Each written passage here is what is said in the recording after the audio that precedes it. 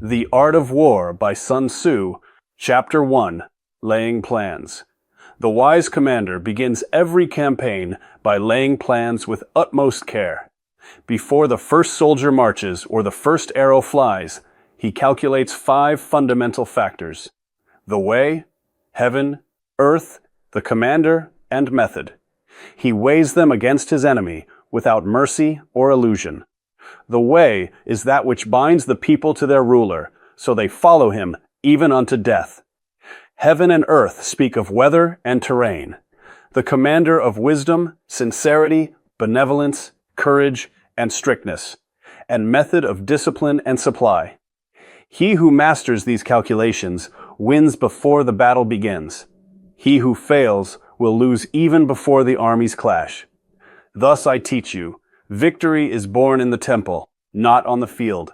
Study the ground, know the seasons, measure your strength, and never deceive yourself about the enemy.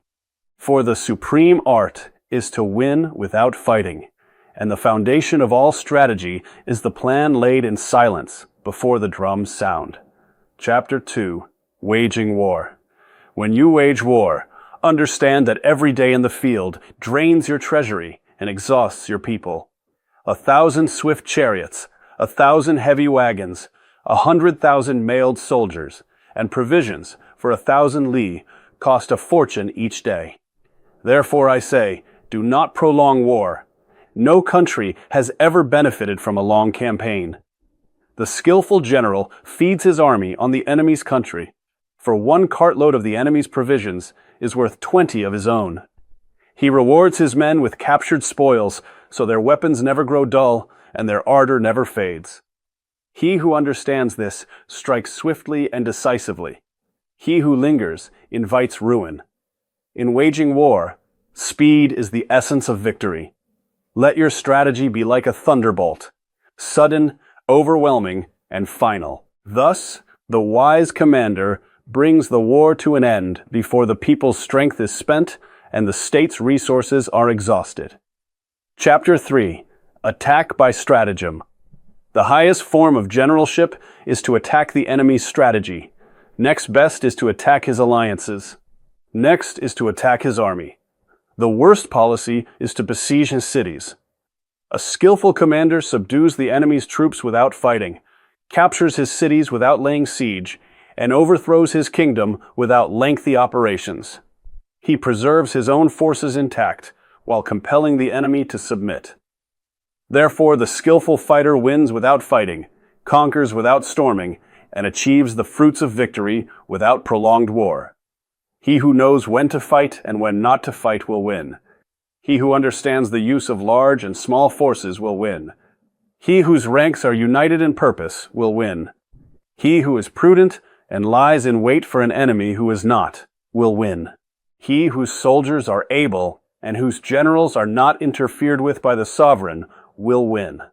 These are the 5 essentials for victory. Chapter 4, Tactical Dispositions.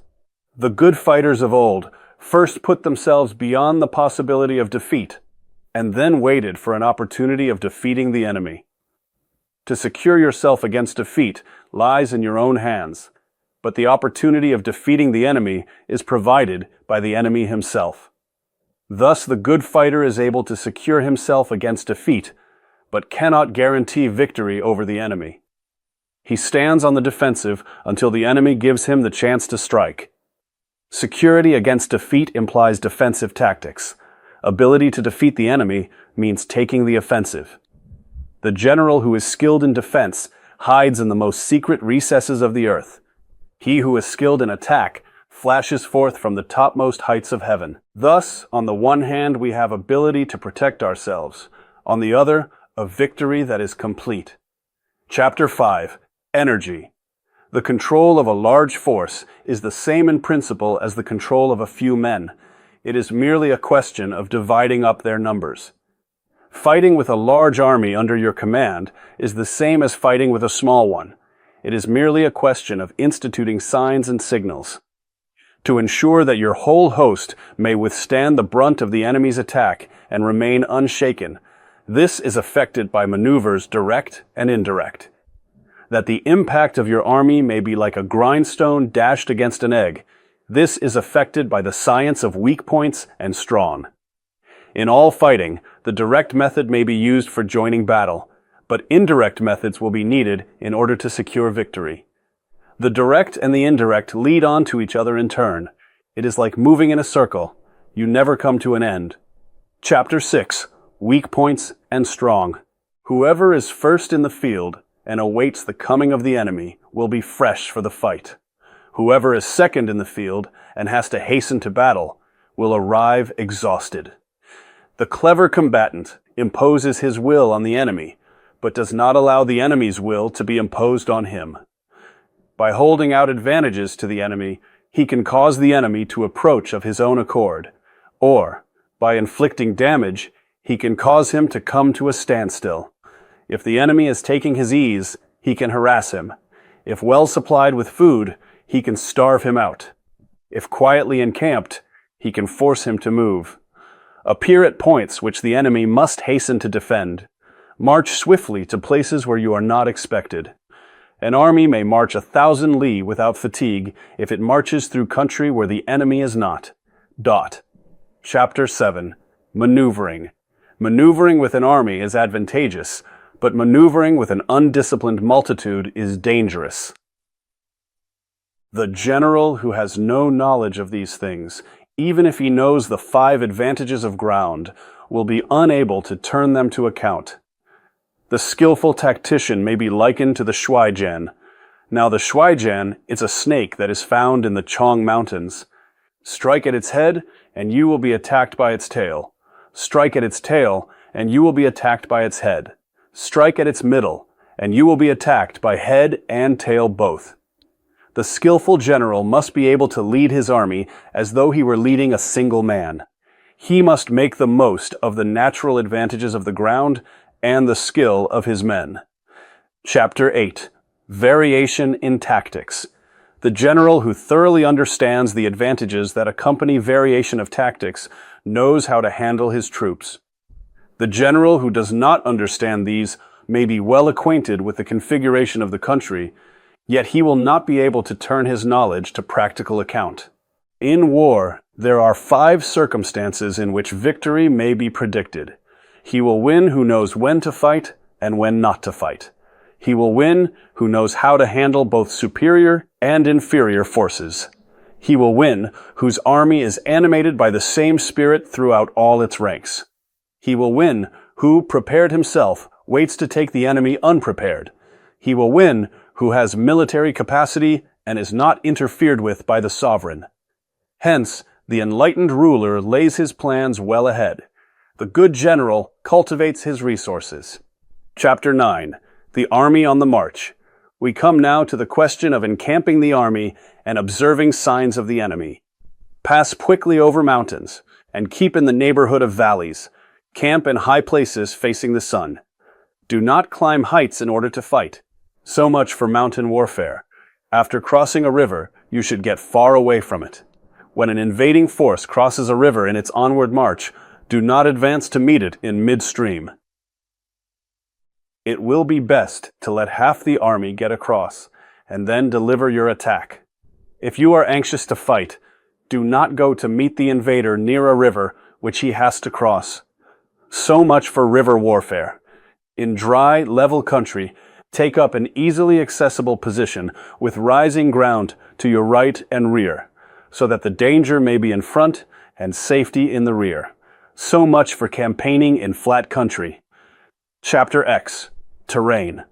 We may distinguish 6 kinds of terrain: accessible ground, entangling ground, temporizing ground, narrow passes, precipitous heights, and positions at a great distance from the enemy. The general who has attained a position of advantage over his opponent and can hold that position firmly will win.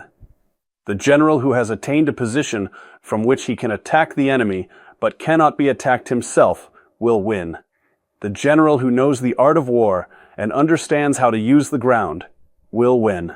But when a general, unable to estimate the enemy's strength, allows an inferior force to engage a larger one, or hurls a weak detachment against a powerful one, and neglects to place picked soldiers in the front rank, the result must be rout.